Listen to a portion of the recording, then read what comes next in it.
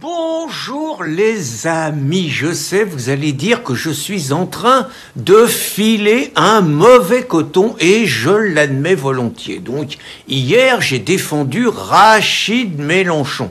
J'ai expliqué que j'avais plus de respect pour lui, qui était un salopard, hein, j'ai bien dit qu'il méritait la potence, mais qu'au moins il avait une cohérence dans ses propos.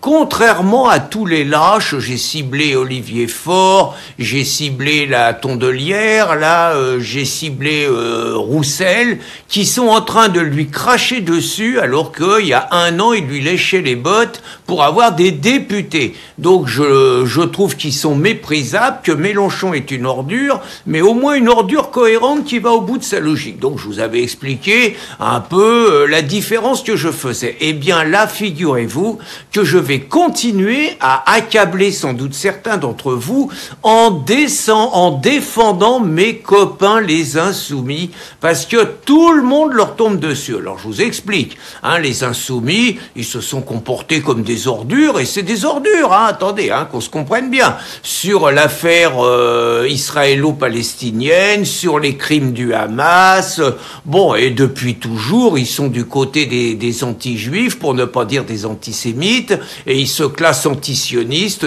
pour ne pas dire qu'ils ont un problème avec les juifs. Bon, ça c'est évident. Il y en a aussi dans le clan cassé patriote. Hein. Bon, vous avez les Soraliens, vous en avez d'autres qui vous expliquent à peu près les mêmes choses avec des habillages un tout petit peu différents.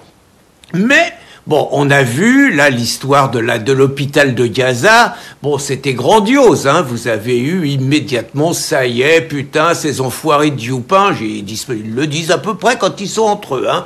Bon, c'est eux qui ont massacré des gamins dans un hôpital, c'est dégueulasse. Vous aviez, quelques secondes après que l'information est sortie, vous avez tous les mecs, Mathilde Panot, vous avez Ercilia Soudet, vous avez Antoine Léaumont, vous avez Louis Boyard qui sortent des tweets, c'est affreux. En gros, Israël assassin, comment hostile, tuer des enfants, il faut les traîner au tribunal international, il faut les mettre au banc de l'humanité, il faut envoyer Netanyahou au tribunal international de la Haye, où, parenthèse, on ne juge que ceux qui ennuient les Américains, et on n'a jamais vu des islamistes, par exemple, jugés, hein, parenthèse, sur le tribunal de la Haye. Donc, qui se sont déchaînés, en gros, avec un espoir, ces salopards, c'était de faire un petit peu le renvoi dos à dos avec le massacre des djihadistes contre des gosses, contre des femmes, contre des vieillards, contre la population civile, et faire le parallèle avec, naturellement, les salopards d'Israéliens qui se conduisent comme des nazis, allons-y, et qui attaquent les malheureux enfants palestiniens. Manque de chance pour eux, manque de chance, ils y ont été un peu trop fort et un peu trop vite, et à l'arrivée, il s'avère que c'est un missile tiré par un groupe islamo, c'est pas le Hamas, mais c'en est d'autres, qui serait tombé sur l'hôpital, et apparemment, il y a des preuves quand même assez accablantes pour ça. Tout le monde la met dans le placard assez rapidement. Mais je rebondis sur les insoumis et sur le Hamas et Israël. Moi, il ne me convient pas, par exemple, que quand Obono se trouve face à Bourdin, qui est un vieux renard et qui réussit à lui faire cracher que alors il n'a pas fait beaucoup d'efforts, hein. Obono, c'est une bonne cliente là-dessus.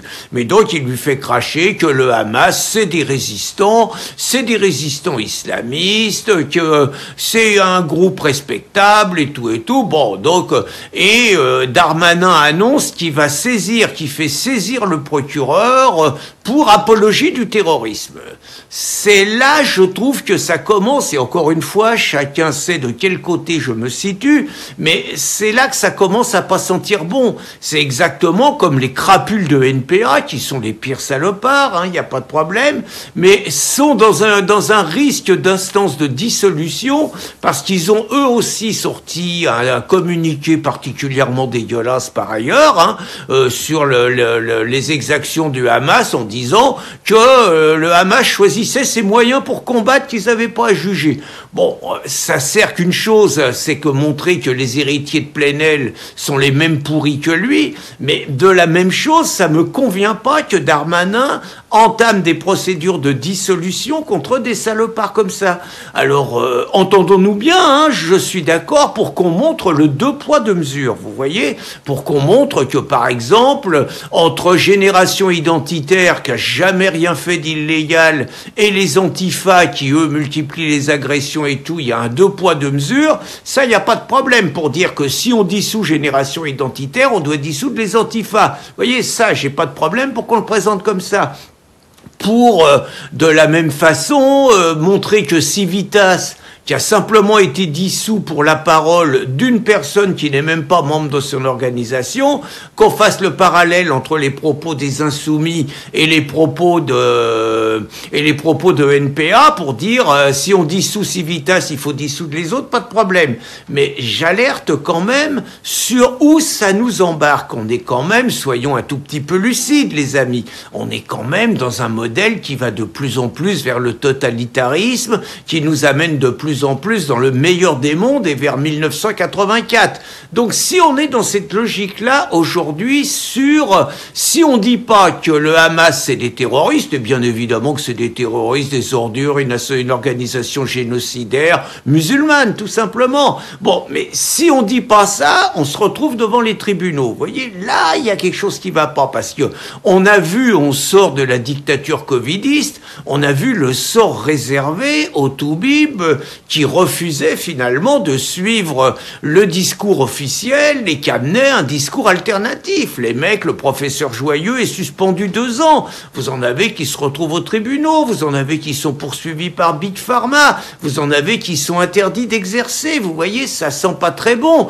Alors, supposons on est dans le conflit russo-ukrainien. Supposons que les choses s'enveniment et que Poutine, au bout d'un moment, estime qu'il est nécessaire de montrer que c'est le Cador et qu'il envoie quelques missiles sur des pays, quels qu'ils soient, pays occidentaux et tout. Vous allez avoir, évidemment, toute une campagne de presse par les mêmes, et si vous dites pas que Poutine est un criminel de guerre, vous allez être considéré comme indigne des valeurs de la République, on va vous dissoudre, on va fermer vos sites et tout. Enfin, vous voyez, ça nous emmène là-dedans. C'est un petit peu comme le climat.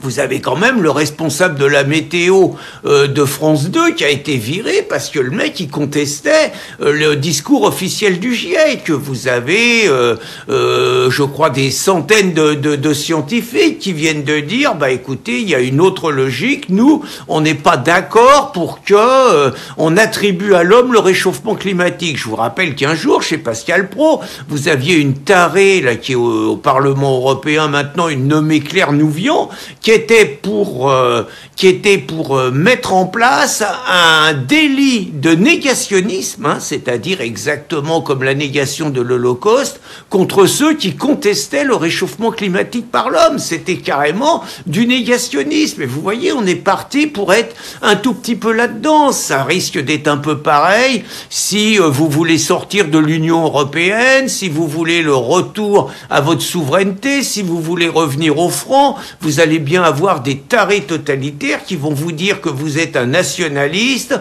que le nationalisme ça entraîne la guerre, selon une formule de Mitterrand et de plein d'autres imbéciles, donc que le nationalisme c'est la guerre, donc que vous êtes un fauteur de guerre parce que vous voulez sortir de l'Union européenne, et c'est pareil, on va vous couper la parole, on va vous dissoudre et tout. Alors je crois pas être paranoïaque, je crois pas être hystérique en vous faisant toutes ces hypothèses. Alors, il n'empêche, et je le précise, il n'empêche que je considère que tous ceux qui aujourd'hui soutiennent le Hamas et crachent sur Israël sont politiquement des ordures, qu'ils soient à gauche ou à droite, j'ai aucun problème à dire ça, mais je suis également favorable à ce que ces gens que je combats politiquement, je suis pour les combattre politiquement, et je ne suis absolument pas pour que ce soit les juges et Darmanin qui arbitrent les conflits politiques. Voilà, j'avais envie de vous faire partager ça, et j'espère que vous serez d'accord avec moi. Bonne journée les amis.